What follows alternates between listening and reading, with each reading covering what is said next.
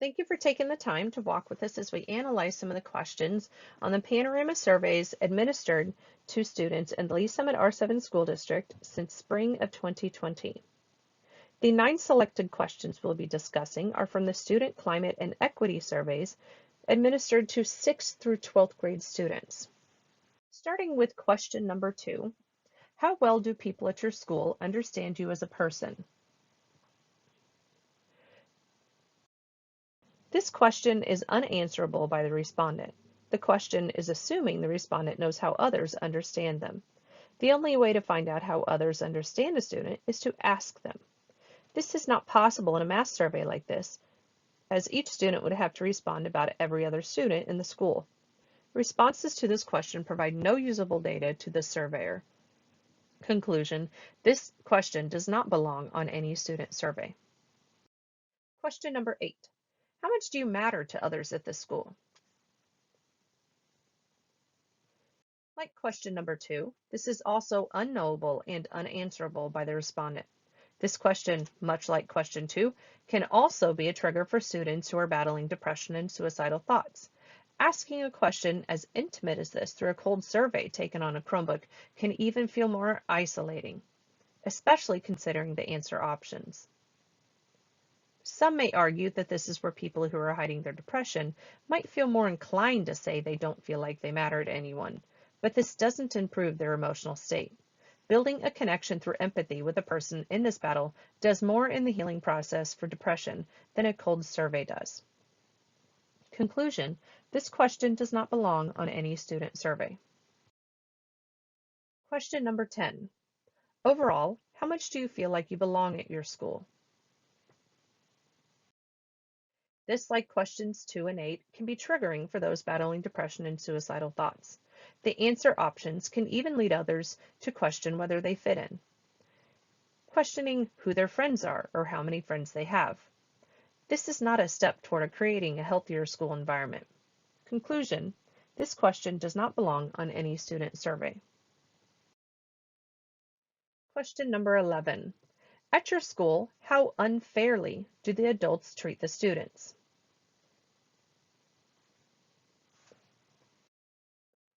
This question is asked with a negative bent. The tone of the question immediately induces a negative perspective. Questioning whether fair treatment is present in a school setting is not unreasonable, but asking about it from an immediately negative perspective and on a scale with only negative options could give a misleading representation of the overall fairness within the district. This question could be worded like this: how would you rate the level of fairness in which adults treat students at your school? This could then be answered on a 5 scale with these options: extremely unfairly, somewhat unfairly, neutral, somewhat fairly, extremely fairly. Conclusion: rewording this question and offering a more fitting scale could eliminate any automatically negative responses and allow students to respond on a fuller scale that includes fairness rather than assuming unfairness. Question number 14. How often do you have classes with students from different racial, ethnic, or cultural backgrounds? This question can be answered accurately and completely by accessing student records within the district or schools. Students can only answer this according to their understanding of other students' races, ethnicities, and cultures, either by observation or conversation. If the data the district expects to gather from this question is accurate, there is no need to ask students. Conclusion: this question does not belong on any student survey. Question number 15. At your school, how often do students from different races, ethnicities, or cultures hang out with each other?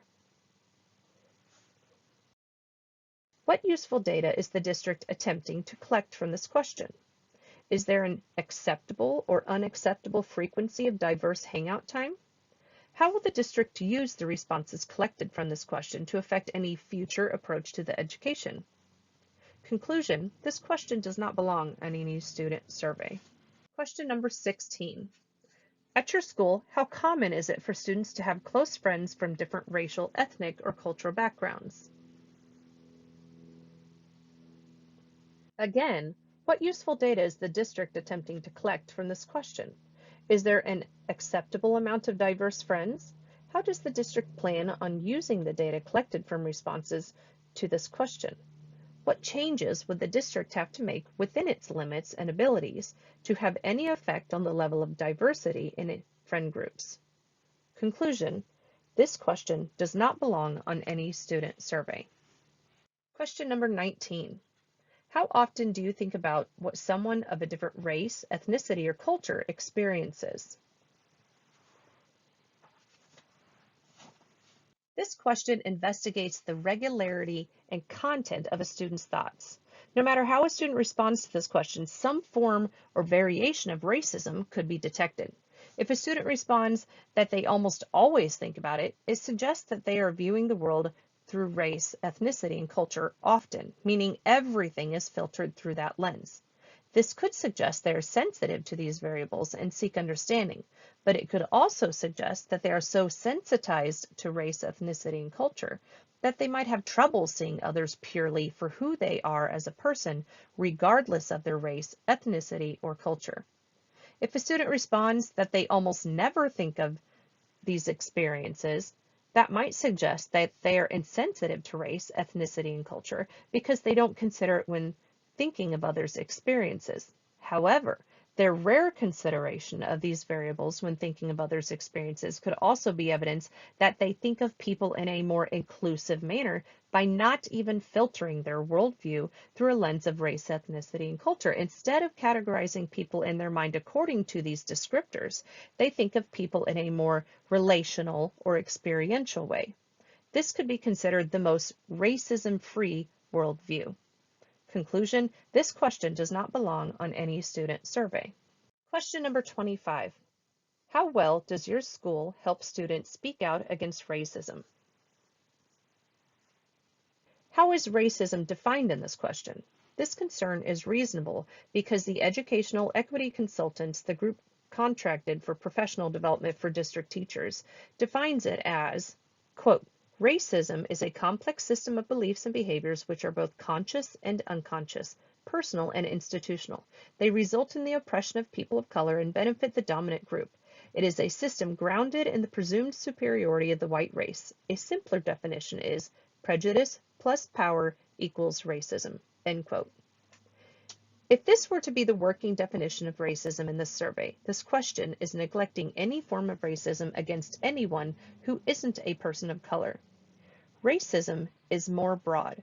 It can be practiced by anyone of any color or race against anyone that is of a different color or race. It is not specific to only minorities. Presuming it is, especially in a public school setting, can alienate white students, assuming that they are the only possible aggressor. Now, regarding the purpose in asking this question on a student survey, what useful information does the district expect to gain from student responses? Is the school meant to be a place where activism by one group of students against another group is okay? How does the school choose which students to, quote, help?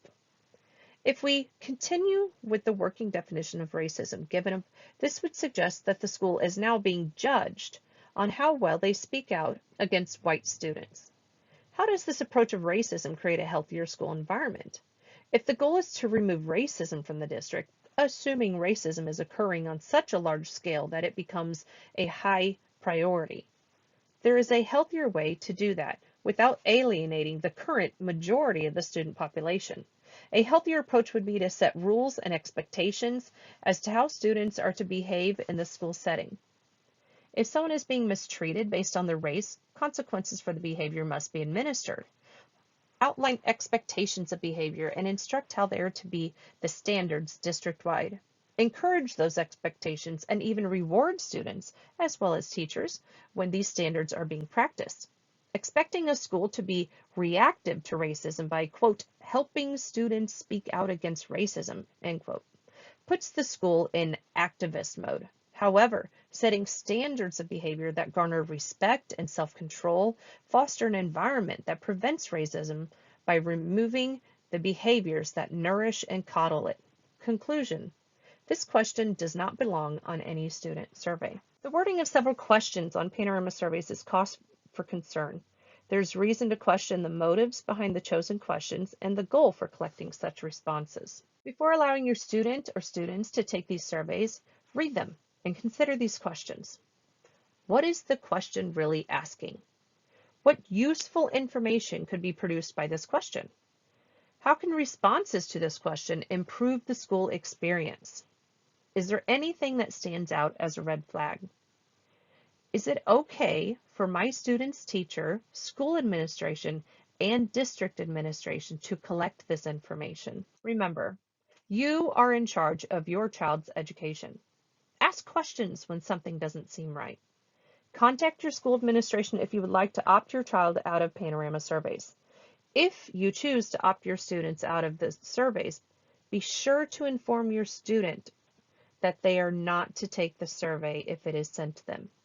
Communicate this to their teacher too, so all appropriate personnel are informed.